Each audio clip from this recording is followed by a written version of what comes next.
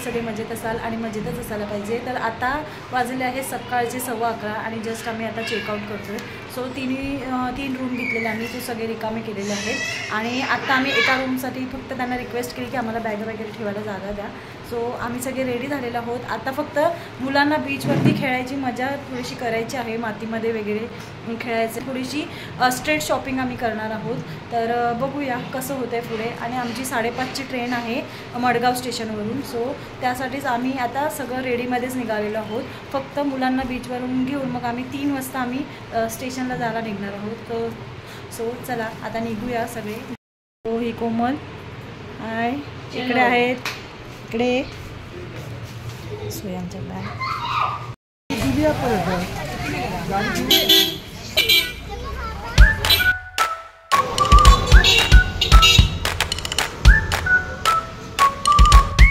तो आता आम्ही आलेलो आहोत बीचवरती, कारण लहान मुलांना खेळायचंय।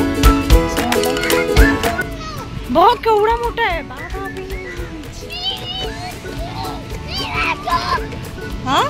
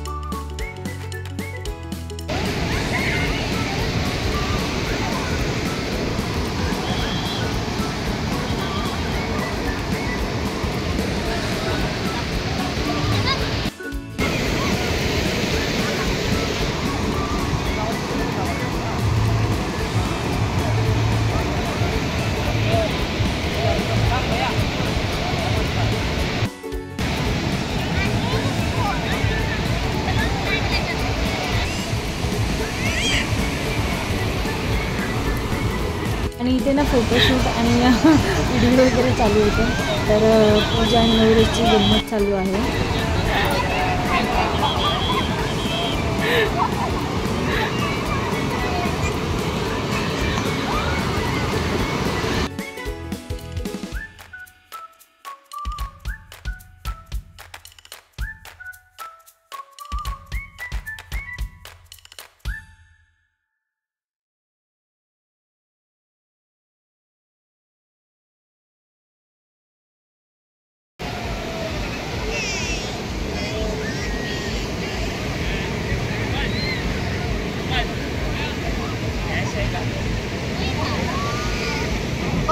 पर्स मध्ये ना काय क्रिएटिव्हिटी करते ते बघायचे। तू झोपडी बांधते काय इलू इलू इलू इलू ओ इलू।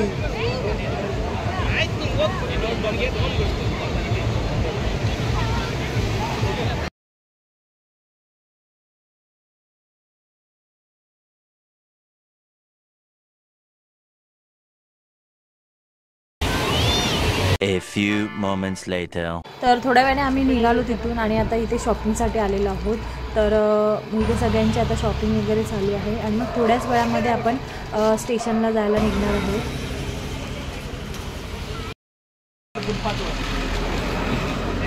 सो आम्ही आता निघालेलो आहोत फायनली गोव्याला। आम्ही कंटाळलो आणि घरी चाललो आता। आम्ही परत कधीच नाही येणार आहे गोव्याला।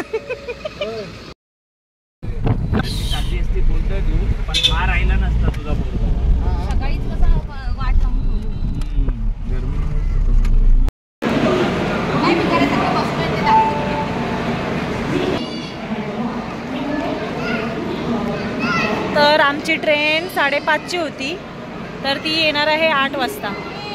सो आम्हाला असं बोजा बिस्तारा घेऊन असं सगळं इथे बसावं लागणार आहे। जे 9:15 झाले तरी अजून ट्रेन आली नव्हती। 8चा टाईम दिला होता, आणि ऑलरेडी 2-3 दिवस इकडे तिकडे फिरून दमले होते आणि त्याच्यानंतर मग एक तासाभराच्या नंतर ट्रेन आली. नंतर शूट केलं नाही कारण सगळेच खूप दमले होते. मग ट्रेनमध्ये आम्ही चढलो. त्याच्यानंतर म्हणजे आराम केला आणि डायरेक्ट उद्या नेक्स्ट सकाळी आम्ही 11 वाजता घरी पोचलो. आणि इथे देवांक आहे ना, तो बाहेरच्या कुत्र्यांबरोबर भांडत होता ते दरवाज्यात आमच्या खालच्या गेटच्या इथे आल्याच्या नंतर.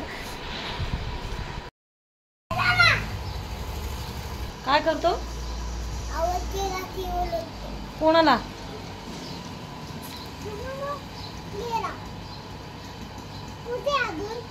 डॉगीला. काय बोलतो तू डॉगीला?